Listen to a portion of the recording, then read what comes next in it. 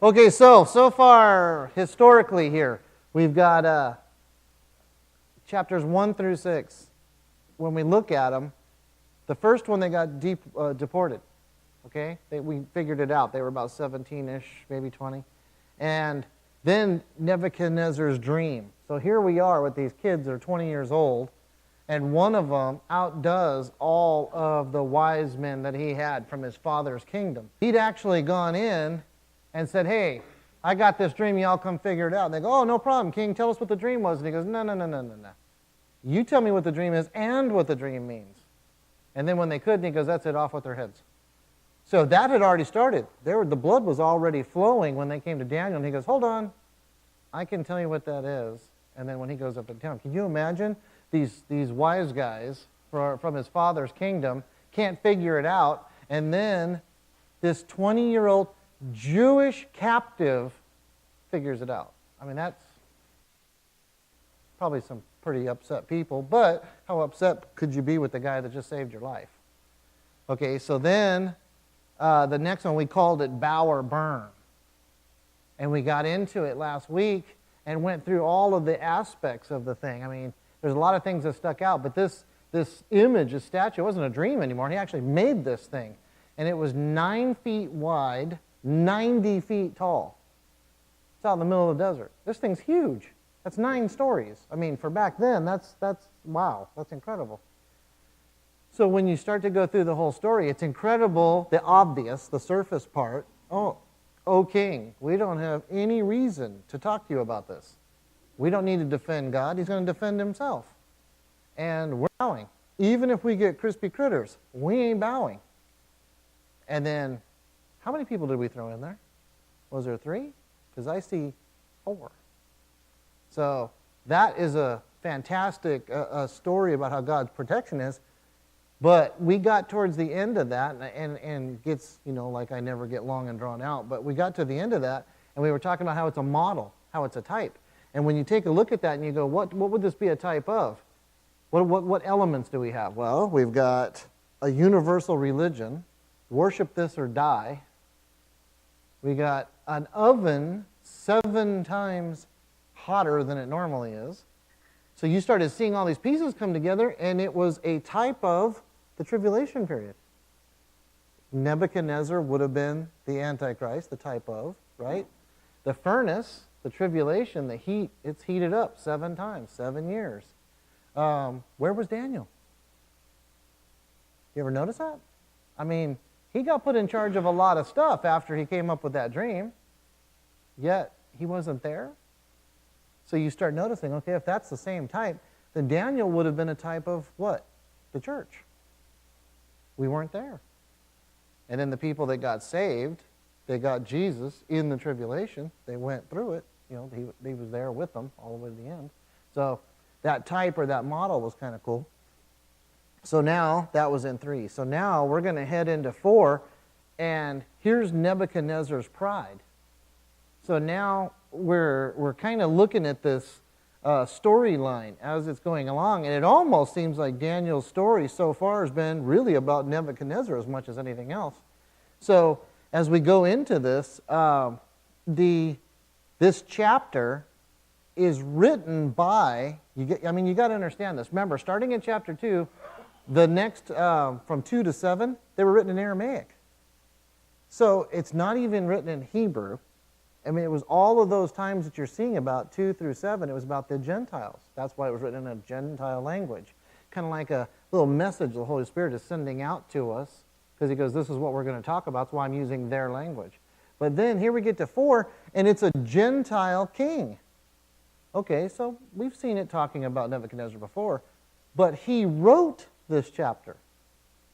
He actually wrote it, and once he got done with it, he posted it around the kingdom, around the world. I mean, he was the largest, group, the kingdom at the time.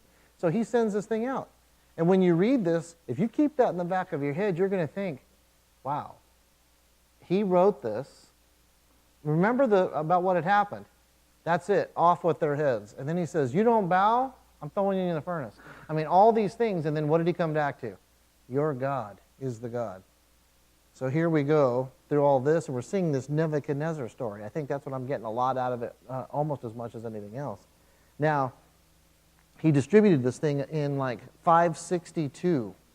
And when you see that that was the year that he recovered from what we're going to read about right here, this happens to be one of the longest chapters in Daniel. Matter of fact, it is the longest chapter. So when you read this, you see that this pagan, idol-worshiping Gentile king, he's showing that he's more than his father's son, how he got to be just a king, because he was a fantastic general. But even with all of that stuff, in the back of your head, you have to keep remembering what Daniel had said. Remember when Daniel talked about that head of gold on that first image? See, this is how we keep going back to chapter 2. Chapter 2 is like the framework of a lot of stuff. That head of gold, he told him, "O king, you are that head of gold." So, hey, that's pretty good.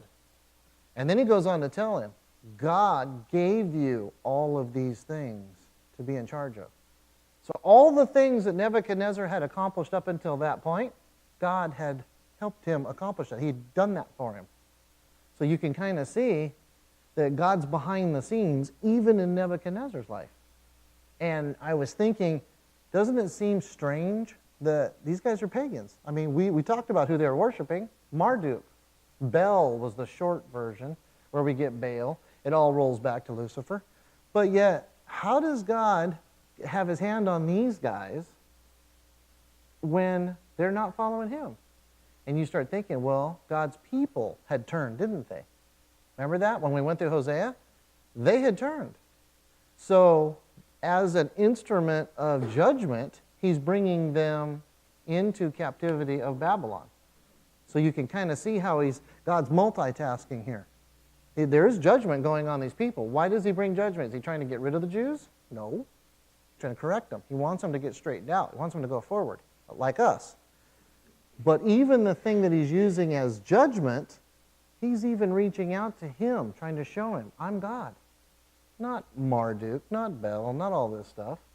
And every time God shows himself through that dream, through the fiery furnace, he keeps seeing that these Hebrews are worshiping the true God. He keeps seeing it over and over.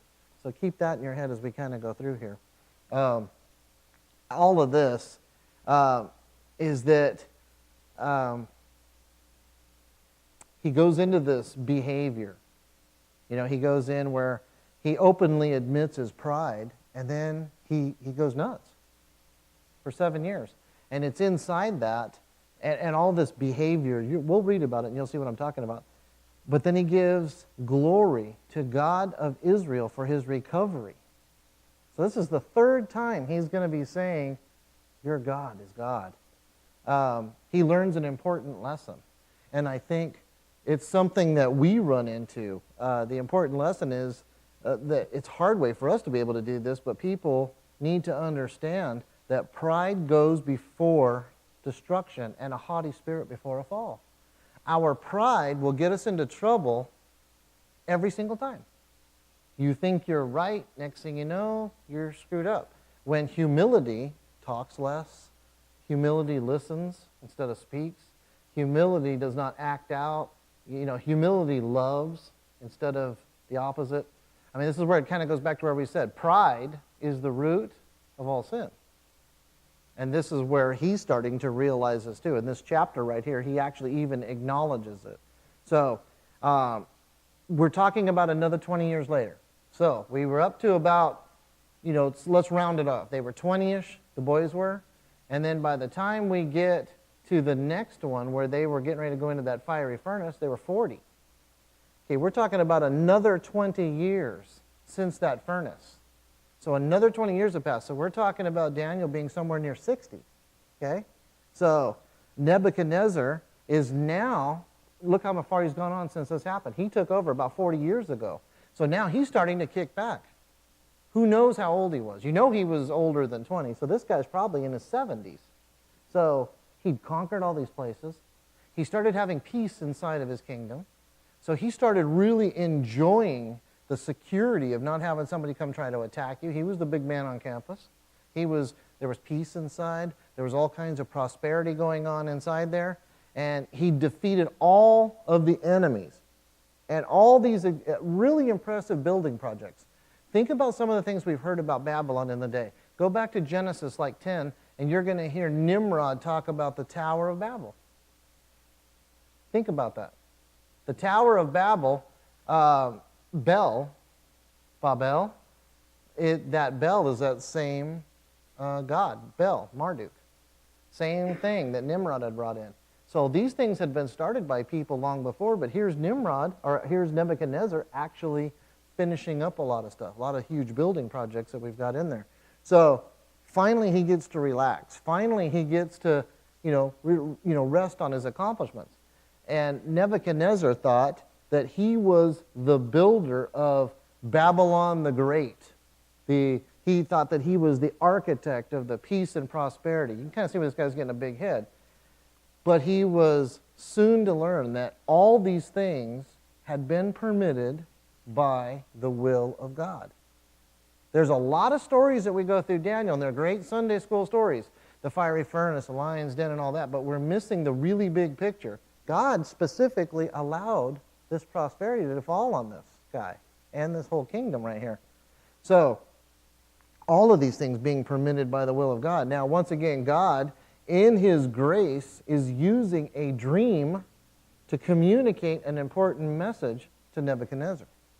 And that's another dream is going to surface here in this chapter. So now there are 5 phases to this event, everything that happened. First is agitation. This is the king's dream, and I've got it starting at verse 4 to 18. The first 3 verses are actually part of the restoration, because he actually starts this off. I, Nebuchadnezzar. He's wanting to make sure that everybody understands. I'm the one writing this. The king that is the king of Babylon here is writing this. Next is the interpretation that he gets. Next is the exhortation that he's getting. And then the humiliation. And then the restoration.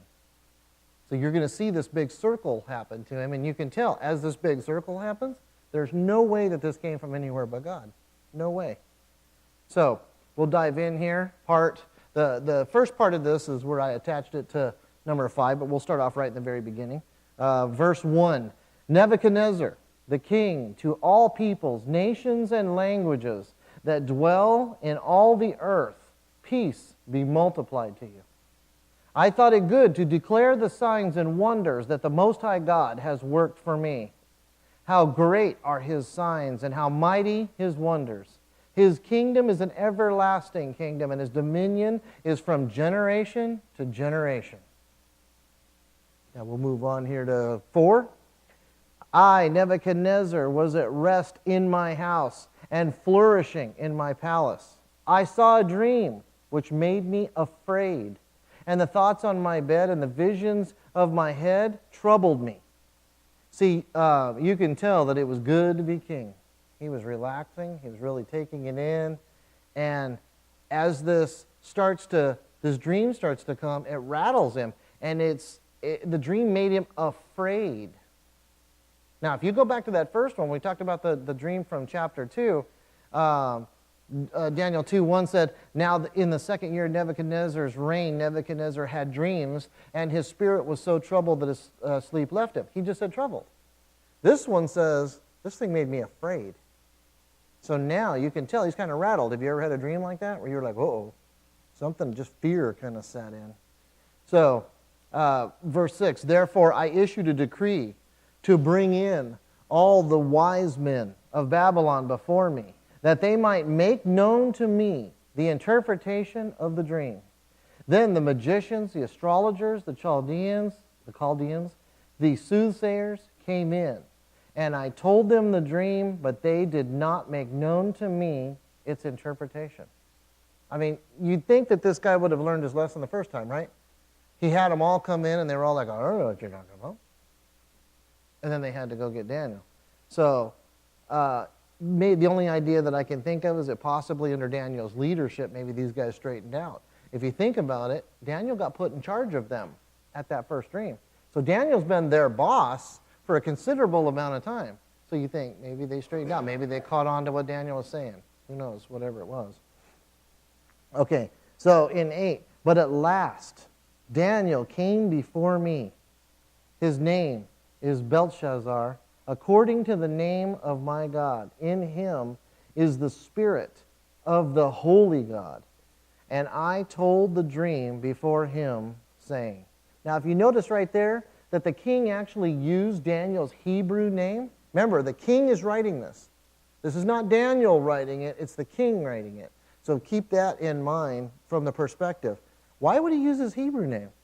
He was the one that specifically wanted to make sure he got renamed. But yet he uses Daniel right here.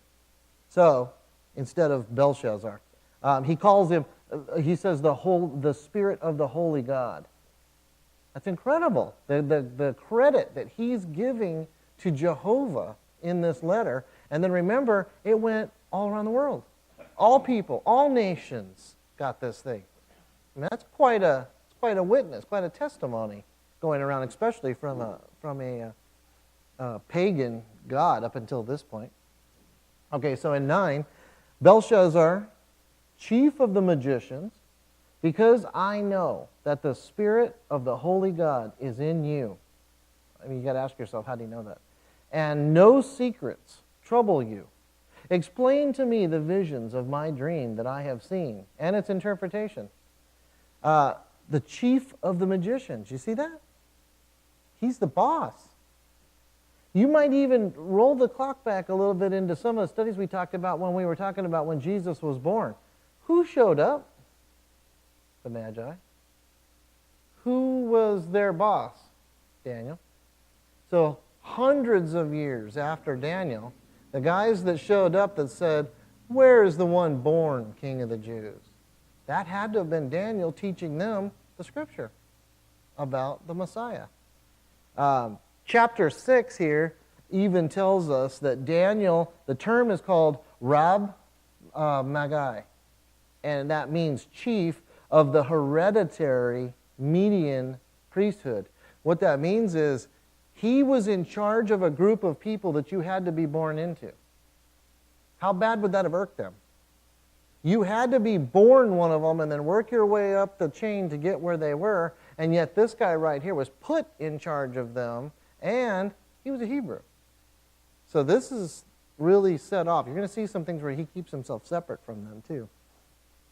Okay, so now here's the king telling the dream to Daniel. In verse 10, these were the visions of my head while on my bed. I was looking, and behold, a tree in the midst of the earth, and its height was great.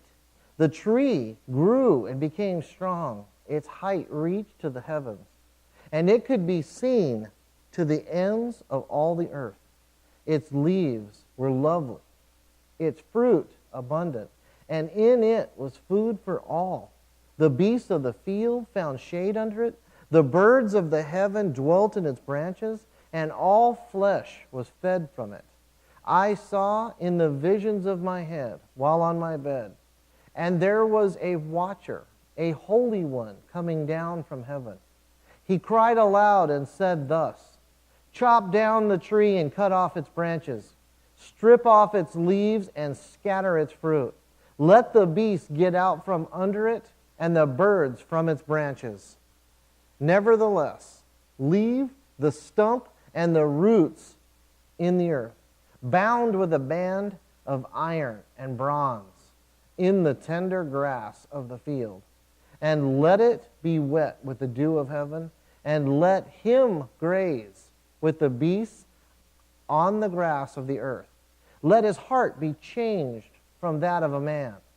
Let him be given the heart of a beast, and let 7 times pass over him. Now, take a look at the dimensions of this dream. He said that this tree was in the midst of the earth. It said that the height reached into the heavens. He said that it could be seen to the ends of the earth. This tree had a big influence, right? So you're seeing that it's talking about Babylon. This is the description he's getting. In verse 13 it says, there was a watcher. That word watcher means an angel, as a guardian, specifically. In verse 15, it says, the stump of the tree. And then it turns into a person. If you notice, at the end of that verse, it shifts from the stump of a tree into a hymn. All of a sudden, it's a personal thing that he's saying there. It's shifting. So in 16, it says the heart. Remember, the heart is who we are. So the heart of a man is changed from the human into the animal. And we'll take this apart here as we go through this dream. And then there's a term in there. It says times. Let 7 times pass over him. Times in Daniel is a phrase that's describing years. You'll find in some places the way that their language is designed, they'll have ways to say things that we don't. Like we have singular in English, and then we'll have more than one. Well, in some of the languages, like this one, there is a dual. We don't have a dual. The best way for me to describe dual would be as if I said, hey, I went out with my friends last night. Both of them. See, the dual is talking about specifically two. We're going to find out later on in Daniel where he describes time, times, and half a time. Time, times, and then half a time. 3.5. So when he says 7 times pass over him, what's he talking about? 7 years. So 7 years is passing over him in this instance right here. Okay, so now the king is still speaking here. 17.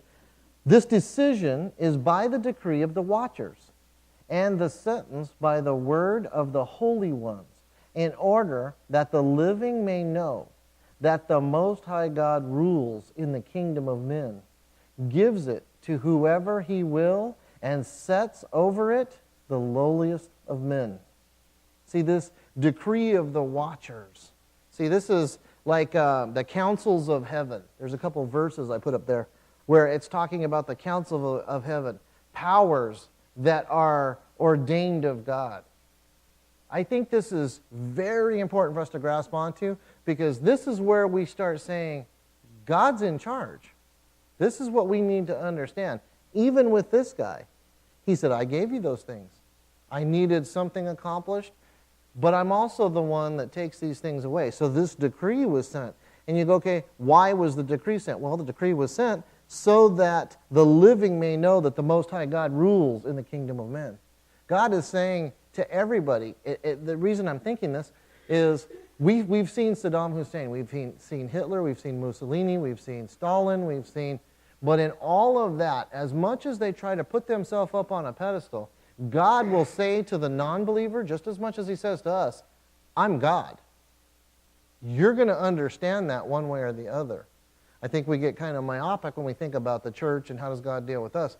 But big picture, God doesn't slice off us and deal with the church, and then the world just runs along on Mr. Toad's Wild Ride. God is in control, and when they're not listening, he makes a point to yank their tail, to say, hey, I'm getting your attention, and here's one of them. He says that the living may know that the Most High God rules in the kingdoms of men, and he gives it to whomever he will, and he sets over the lowliest of men. This is where the big picture of God's Word comes in. I mean, when you start backing things up, and you don't look at things from the small picture, when you're looking at things big, you look at it like this. If you were to boil down everything that we know about God, everything his interaction with man is, what is he trying to say? I care about you. I want you to lean on me because I can supply everything you need. That's the short version. We don't need to get all involved with all kinds of other things to try to make our idea make sense to some non-believer. The big picture is God said, trust me. I created you out of the dust. Trust me. And that's what he's trying to say consistently, over and over and over. I just want you to trust me. Whatever it is that you're needing, I'm the supplier. Air, food, water, whatever. So that's the picture that we see from all this. He's saying, I'm the one that's over this.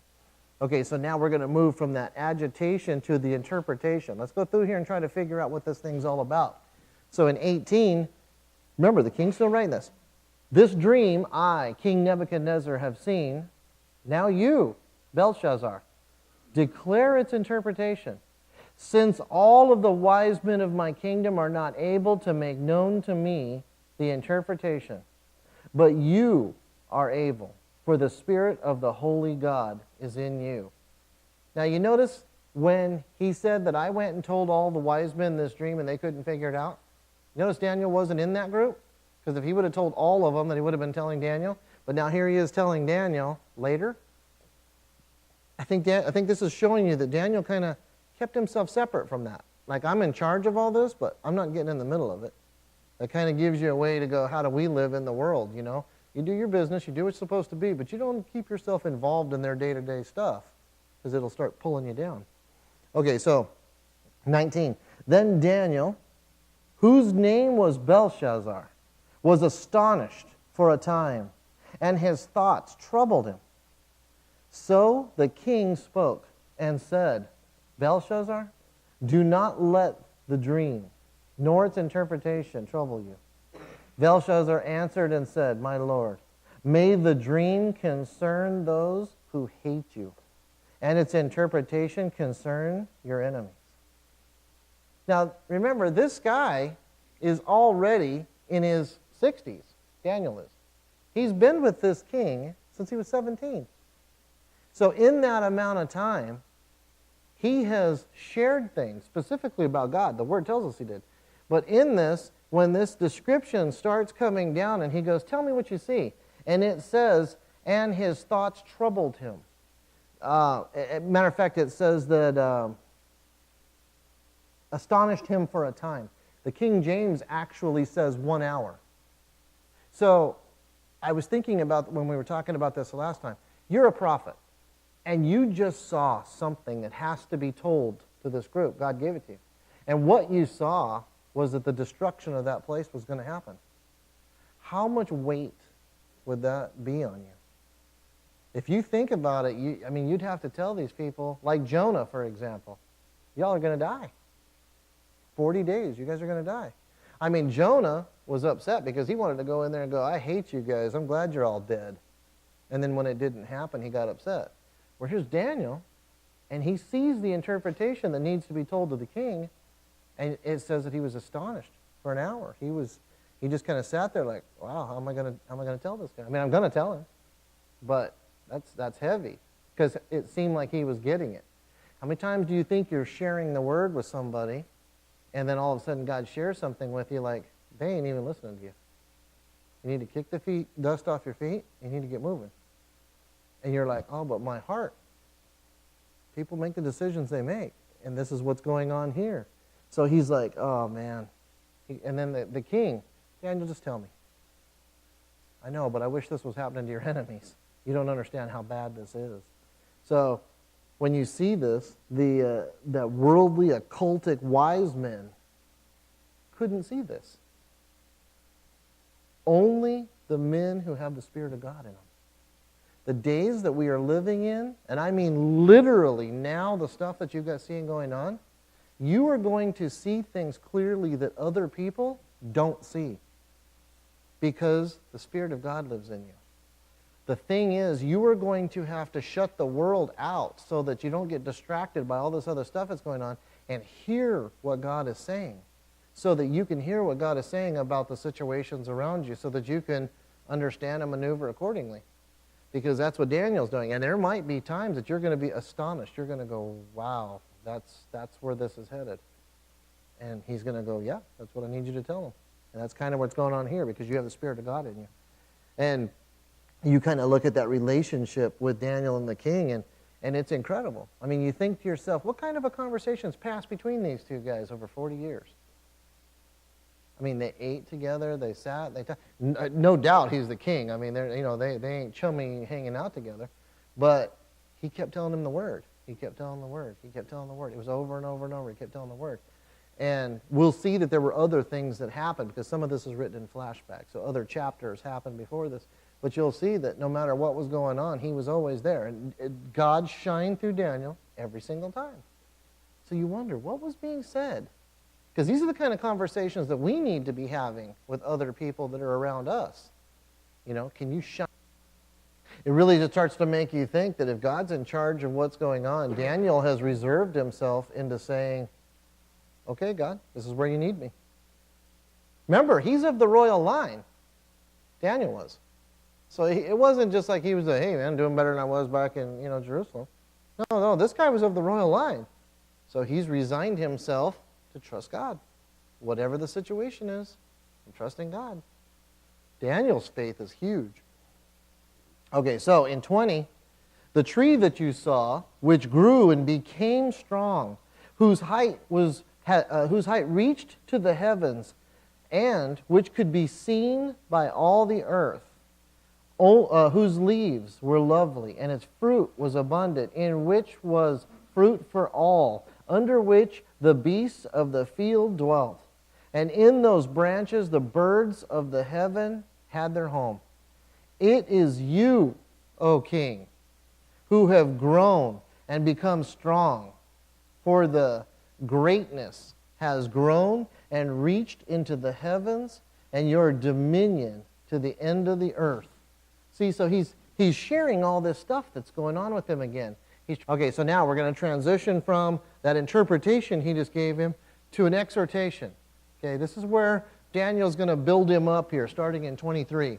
And inasmuch as the king saw a watcher, a holy one, coming down from heaven and saying, chop down the tree and destroy it, but leave its stump and roots in the earth, bound with a band of iron and bronze in the tender grass of the field. Let it be wet with the dew of heaven, and let him graze with the beasts of the field till 7 times pass over him. This is the interpretation, O king, and this is the decree of the Most High, which has come upon my lord the king. They shall drive you from men. Your dwelling shall be with the beasts of the field, and they shall make you eat grass like oxen. They shall wet you with the dew of heaven, and 7 times shall pass over you, till you know that the Most High rules in the kingdom of men and gives it to whomever he chooses. And inasmuch as they gave the command to leave the stump and roots of the tree, your kingdom shall be assured to you after you come to know that heaven rules. Therefore, O king, let my advice be acceptable to you. Here's the exhortation. Break off your sins by being righteous, and your iniquities by showing mercy to the poor. Perhaps there may be a lengthening of your prosperity. So he's trying to tell them, this is what's going to happen. Maybe you're going to be able to get out of this. He's kind of leaning on what Nineveh did when Jonah went. Jonah went there and said, 40 days, you guys get yours, I'm throwing a party. The Ninevite king, right there on spec, right with just what he had said, that entire nation flipped a U-turn. From the king all the way down to the animals. They were in sackcloth and ashes. And what did God do? He didn't do it. The judgment didn't fall. So Daniel is looking at this saying the same thing. Maybe if you start being righteous and start turning, maybe this is going to be something that will change. Maybe your prosperity will be lengthened. So it's important here to understand that what we're reading, it is now in effect.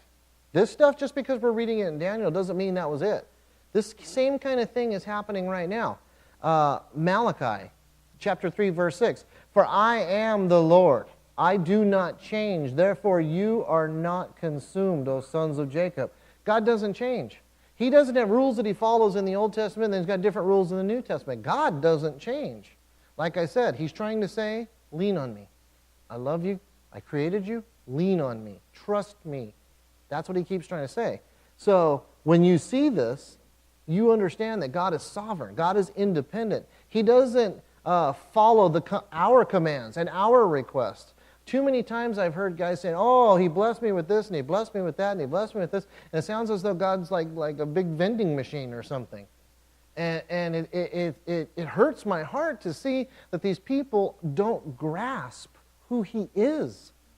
because their pride is getting to the point where they're going, well, good morning, God. I'd like to have this, I'd like to have that, and I'd like to have this, and I'd like to have that. And it's like, whoa, whoa, whoa. I mean, we go back to Matthew 5, and we start saying, this is how you pray. And every bit of it is humble. Every bit of it is. And he delights in blessing his children. That's the thing we need to understand. But we're getting the cart before the horse. When we're walking with him, things are good. Things are great. Things are the way they're supposed to be. But you're never going to find a storehouse full of gold somewhere. You're never going to find, because if you need gold, you'll pull it out of a fish's mouth. If you need food, it'll be brought by ravens and dropped off so that you don't starve. The point being, whatever it is you need, he's always going to be there. But we get into this other side of things where we're walking around. And in this world that we're living in today, it's incredible. I was talking with someone, I remember how it worked out. Don and I were sitting there, and the conversation came down like this. There was something that back in the day, say 20, 30 years ago, a kid wanted to get it, and he would save his money. It could have been newspaper route, it could have been whatever. Yeah, 10, 15 bucks, whatever it might be. And he bought it, and he had it, and he earned it, and it was his, and he got it. Today, a kid goes, oh, I want this, and it's like this. I mean, there's not even a question of whether or not I'm going to get it. I'm definitely going to get it. It's how fast are you going to break your arm handing me the money to go get it? And what it's doing is it's turning us into this. Gimme, gimme, gimme, gimme, gimme, gimme, gimme, gimme, gimme. And when we do that, we've got generation after generation of that kind of thing, and it's breeding what happened in Nebuchadnezzar.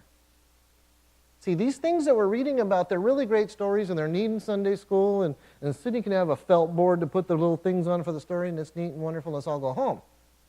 They're things that apply today. They're not just the little warm, fuzzy stories.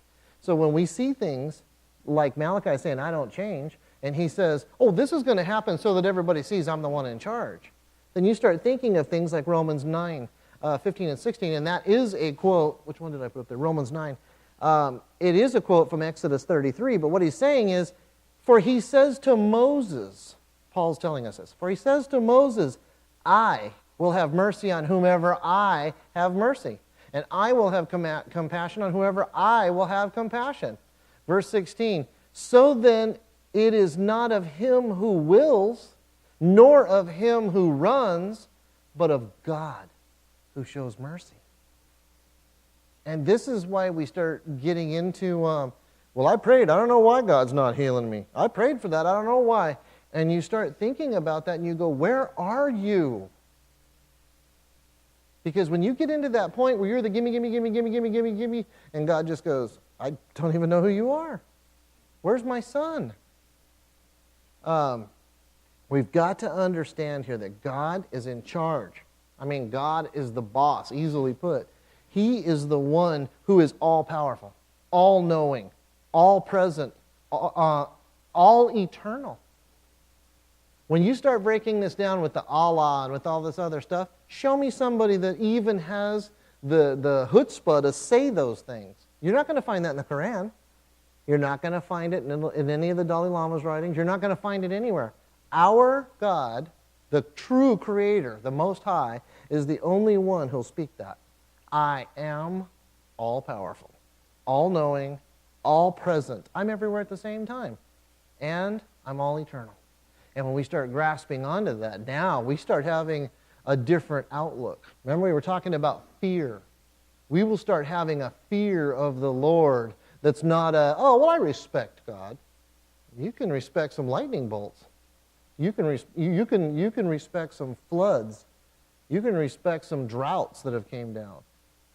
Because you need to start understanding who He is. I wonder if there's another one I put. No, I didn't. One last point I was talking about with this. You see the things that are happening to the United States specifically, and Don and I have sat there, just absolutely coincidental, and we started correlating the stuff that was happening to us with something that we've done idiotic spiritually against God. At first, I thought she was missing it. At first, I thought, possible, but it's a little, we started correlating them. Within 24 hours of our government doing something completely ridiculous against the Most High, something happened to us. And it's gotten to the point now where it's almost continuous, the stuff that's happening. and I look at something as simple as needing water in California. You guys realize we're in a drought. Absolutely. Today, heard the information today. They just extended the funding necessary for that fast speed train in California. And I thought we were having a drought. Isn't there another desalination plants maybe that we could get water? I mean, something that's going to solve the problem we have. A train is not going to bring us more water.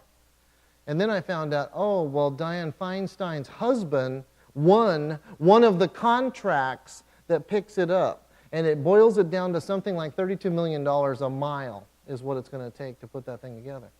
And I just shook my head. I think of things like this and I go, we're spitting in the face of God over money. I mean, we're out of water, we're out of stuff like that. And this is not stuff that's like, oh, one of these days. This is like now. We're supposed to be rationing water, we're supposed to be doing all that.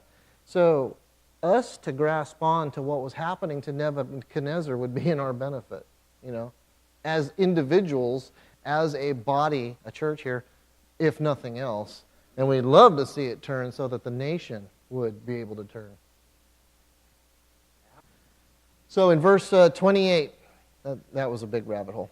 All this came upon King Nebuchadnezzar. At the end of the 12 months, he was walking about the royal palace of Babylon. The king spoke, saying, is not this great Babylon that I have built for a royal dwelling by my mighty power, for the honor of my majesty? Okay, pick up what just got said in those 3 verses. Daniel and him had a conversation. Not only was he troubled, he was afraid of the dream. So the dream comes down on him so bad that he's afraid. He gets in, all the wise guys, they can't cut it. He brings Daniel back. Daniel tells him exactly what it is. They've got a camaraderie there. They're talking and they're sharing. And he's like, this is bad news. Daniel even shares with him, King, turn around. You know, get off this thing here. How long does this dream stick with this guy before it hits? 12 months? 12 months he had that dream floating around the back of his head, and yet it only took 12 months for him to start going, well, let's take a look at what I've accomplished. And there it goes. And so what are we talking about with his thing here? Kind of just an illustration of King Nebuchadnezzar's Babylon. This thing's huge. This thing is gigantic. The ziggurat, the Nimrod built, the temples of Marduk, there's all kinds of things. That's the Euphrates River running down the center of it. He had it diverted. He diverted it around the city. Okay. Okay, so check out the details. Well, let me run through the details. I'll show you the other one. You've got, originally here, look right here, Genesis 10, it built by Nimrod, the first world dictator. This is when it all started. Now, here are some descriptions that I got from a couple of different sources. Herodotus reported that the wall that was around it was 15 miles, it was square, and the walls were 350-foot walls, 87 feet wide. 87 feet wide. You could race 6 chariots abreast on the top of this wall. That's how big this thing is. This thing is not, hey, let's go throw up some chain link fence. I mean, this is ginormous here. Think about this. Babylon's Hanging Gardens of Ramses, it was one of the 7 wonders of the ancient world. It was even gotten to the point to where Saddam Hussein, when he started rebuilding all this, because he was thinking he was the Nebuchadnezzar IV. So he started building all that. We've even got some photos that some of the friends from the army took while they were there. When they went and got to him and they were going in, they were told, you can't destroy anything, so be careful where you're going through. Saddam had already rebuilt some of this stuff. Remember the palace where they found all the money and all the gold? He'd already rebuilt some of this. Saddam had even offered prizes for anybody who can figure out how they irrigated the Hanging Gardens. Well, there's a diagram that gives you kind of an idea. See where it's coming in from the north. See where it's diverted off, like Dave was saying? So you see how this whole thing was lined up. I mean, this guy sat back and goes, well, look what I've accomplished. They could shut the gates and survive 20 years. Yep. And never have to leave. Yep. Never have to leave. because they had the water flowing in here, right? And they had all the food that they needed. They could stay 20 years. Think about it. Somebody could send an army, and unless they sent very young soldiers, they'd be dead before it got over. So you start looking at this pride that he kept having about this place and this major ego that he was having. And you'll see this is an inscription that was found. It was a cuneiform tablet.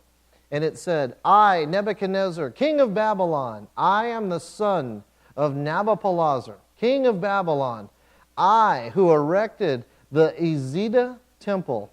I who built the procession street, the street of the forgiven son, the street of Nebu. Remember Nebu? We were talking about that name. That was the god that was translated from Lucifer. And paved it with shimmering stones. Nebu, you, the divine minister, grant me immortality. Uh-oh. And this is an inscription that we found.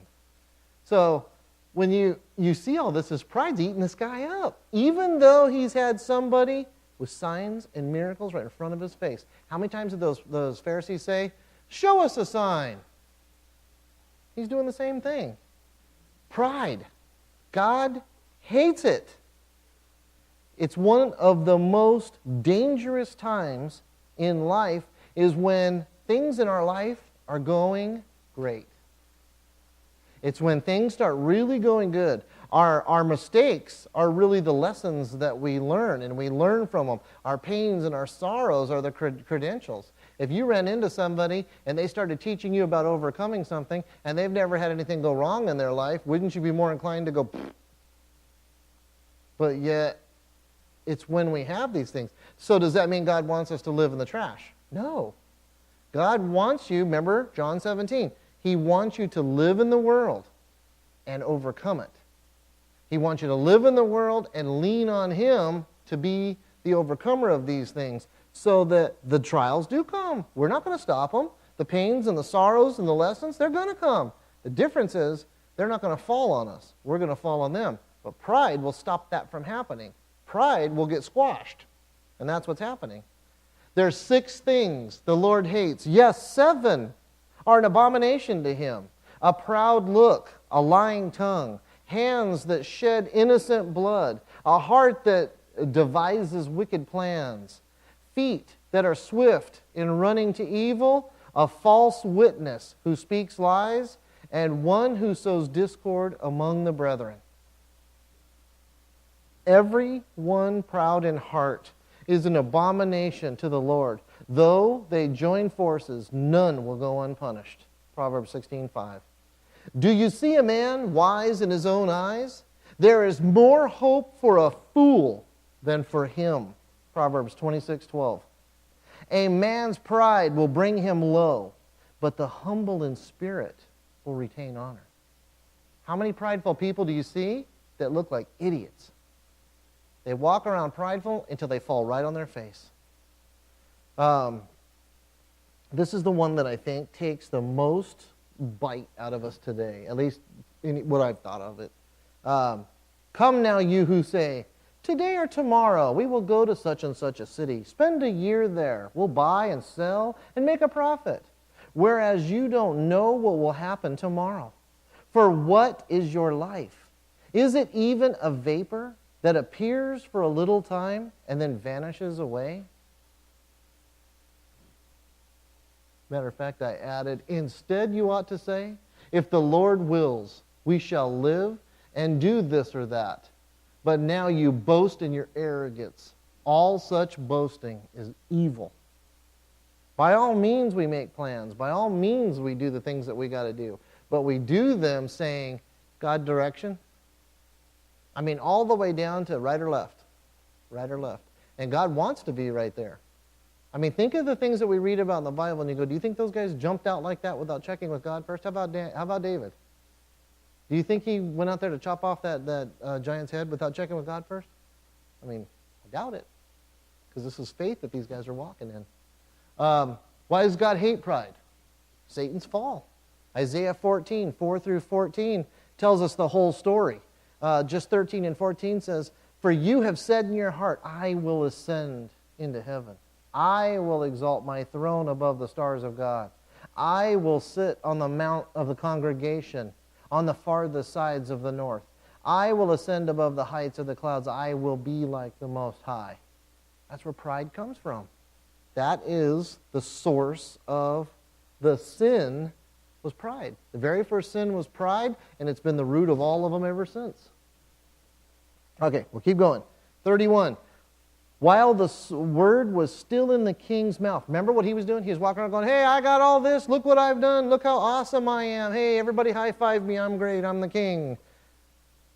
While the word was still in the king's mouth, a voice fell from heaven. King Nebuchadnezzar, to you it is spoken, the kingdom has departed from you. Ooh. And they shall drive you from men, and your dwelling shall be with the beast of the field. They shall make you eat grass like oxen, and 7 times shall pass over you, until you know that the Most High rules in the kingdom of men, and gives it to whomever he chooses.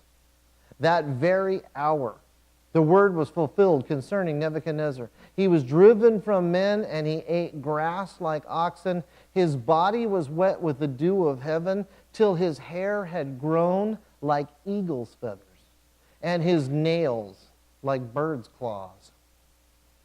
What? What happened to this guy? Lycanthropy. Greek. Lycos, meaning wolf, and anthropos, meaning man. The Greek words that are the roots, we get anthropology. We study anthropology. It's a study of man. Lycos is wolf. That's why we get lycanthropy. So anytime you see that, like Wolfman, the lichens, a lot of these movies even have the lichens. They're the wolf. That's where it comes from. It's Greek. So the mental disorder in which the patient actually believes he's a wolf or some other animal. The Romans, I can't say this right, it's versipulus? I think it's versipulus. It means turn skin. Same thing. It was a disorder that would happen. There was actually another one even that as it kind of sunk in, they literally thought it was bocanthropy. It was bovine. They thought they were ox or a cow. So when you see this, it has to come from the stimulation from the widespread superstition of a supernatural condition of which men actually assume the physical form of werewolves and other animals. We've heard this story ever since Lon Chaney. We've heard this story ever since it went all the way back to, I'm trying to think of what country it was, it may have been Romania. But they were superstitions that came. You see these things that are in the movies and you have to ask yourself, where'd they get those ideas from? They had to get them from somewhere. So where does it come from? This werewolf thing. Well, it's a psychiatric disorder, but it's on top of it the superstition. Oh, he's a werewolf. He's turned into a werewolf. Let me give you another example here. Let me make sure I didn't catch any of them. No, it's pretty much the same thing. So other examples here are Raymond Harrison. He observed a case in a British mental institution in 1946. A man in his early 20s was hospitalized for 5 years. And it fit the description from Daniel 4:33, where he thought he was an animal. He let his hair grow out, and his hair got all nappy. That would have been like the eagle's feathers. His hair's all nappy and just grown out. His fingernails got all long and started getting drawn out. It almost reminds me of the stories that we heard, I can't prove them, but Howard Hughes. He started to snap and go that direction for whatever that was worth. But there's stories about this where this kind of thing started happening to them, and they would snap. And that's what this did. Now, think about this. God's in charge, right? He said, this is going to happen so you understand that God is. So the peace, that's what Daniel said. He wanted to make sure that there were peace and tranquility in the house. Turn from your wicked ways so that that tranquility would still stay in the house. He didn't. Pride got there. And what did he lose? Sanity. How many times do you see prideful chasing sin around? How many times have we said this? Man, I just can't sleep at night. My head's going a million miles an hour. Or you see people that just start acting nutty because they got all these things going on and everything. It's your mind that is affected first. Your mind is what's starting to fall apart. In this guy's case, that's where it went. Whereas we go there, and when we pray, peace. God, just give me some peace. I'd just like to wake up tomorrow and just have peace. I'd like to just go to sleep tonight. Peace. That's because it's the mind. Where are the fiery darts? We're talking about the armor of God, right? Where's the fiery darts? They're aimed at the mind. That's why we have to keep watching over that. So now let's go from the humiliation to the restoration part of this. In 34, he says, "And at the end of time, I, Nebuchadnezzar, lifted my eyes to heaven." Remember at the end of the time? How long? Within the 7 years. "I, Nebuchadnezzar, lifted my eyes to heaven, and my understanding returned to me." You know how thankful he was? Have you ever been confused? Can you imagine 7 years with no break of that kind of confusion? And then all of a sudden, the understanding returns to me? That's incredible. And what did he do? "I blessed the Most High, and I praised, and I honored him who lives forever." Who wants to bet that guy's in heaven with us? I do. Exactly. "For his dominion is an everlasting dominion." I bet you figured that out now, didn't you? "And his kingdom is from generation to generation." He understands the eternal part of this. See, this restoration, the summary here of Daniel 5, 20 to 21, it kind of gives you something interesting here. Is he saved? I don't know. I think he is. Verse 35, "And all the inhabitants of the earth are reputed as nothing. He does according to his will in the army of heaven and among the inhabitants of the earth. No one can retain his hand or say to him, 'What have you done?'" Sounds like Job, right? Job started getting a little upset. Chapter 42 of Job, God walks over and God says, "Pull up your britches. We're going to have a conversation." And he says, "Where were you when I created?" And Job's like, uh-oh. So here's this guy going through it. And he says, nobody can ask him, "What have you done?" "At the same time, my reason returned to me, and for the glory of my kingdom, my honor and splendor returned to me. My counselors and nobles resorted to me. I was restored to my kingdom, and excellent majesty was added to me. Now I, Nebuchadnezzar, praise and extol and honor the King of heaven, all of whose works are truth, and his ways are justice." You think this guy figured out who God was? Sure sounds like it. "And those who walk in pride, he is able to put down." I mean, first-hand example, right? He knew what he was talking about. So, this is where the guy gets it. He really understands the message that was sent, thank goodness. Now, this is the last we read about Nebuchadnezzar. This is interesting. After his restoration, he lived about a year. 7 years he was in that condition. He was restored, lived, like he said, in splendor. Honor was added to him. It was about a year, and he was gone. Nebuchadnezzar's death was followed by a steady stream of a weakening leadership as it went down. I'll show you a diagram in a second because it kind of connects to next week's chapter, but he just had one right after the other of a mess. Here's another thing to understand here. Matter of fact, let's use this one. Nebuchadnezzar's second dream, the great tree hewn down for the 7 years. I mean, this is the testimony he's given out there. Daniel interprets the dream, but 1 year later is when it happens. So Nebuchadnezzar now is stricken with this mental derangement for 7 years. Do you notice, again, the central figure, Daniel? Do you notice Daniel was there with him, walked him through it? I mean, think about this. If we had a leader that we cared about and this guy went nuts, let's say, can you see everybody really kind of huddling up to try to take care of him? I mean, I was kind of shocked at the Israel prime minister. I just lost his name. Who was in a coma? Sharon. He had been in that state for how long? It was huge. But yet, people didn't just write him off. I mean, they knew that he was deteriorating. But in another condition, people just say, pull the plug. And Daniel, he stood right there with him. Think about the stuff that people could have been mean to him because he's nuts. Somebody could have killed him. But Daniel stayed right there and nursed him along and watched out over him. And it's interesting when you think about the people that God puts in our lives and said, this is going to be a sign to you.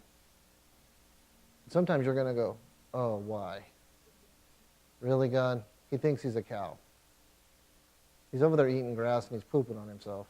And God goes, watch him. He's yours. So you got to go, okay, I'll do it. I'll take care of it.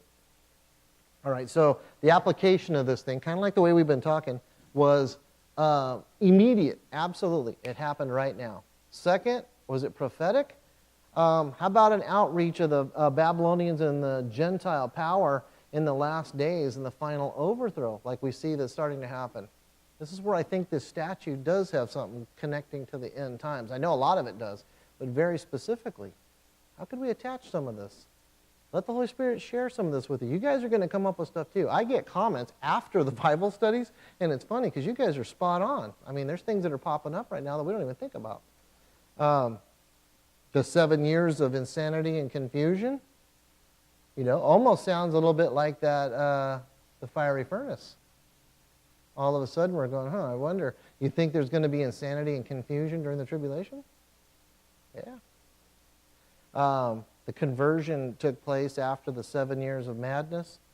The tree did not sprout again until after it had been cut down. The 7 years, there won't be anything going on until Jesus returns. Kind of see another connection here, huh? So let me give you a couple of these real quick. Let's do it this way. The kings of Babylon, this is the empire here, the way it's lined up. Nebuchadnezzar, that was the head guy. When he died was when Nebuchadnezzar was heading back home from Jerusalem heading up. That's when he heard, hey, your dad's dead, you're the man now. So he conquers Jerusalem, keeps on going on up, and starts running Babylon. After what we're reading here, like we just described, about a year later, he's gone, and then it runs through a list of these guys. This guy right here was one of them that jumped in right away. And then you see the daughter married one of them. I think it's that one. And then another guy ends up. These are all really quick. See how these things are like just a couple of years. 4 years there, 2 years there, a couple months here. It's not until we get to this one right here. This one is the grandson.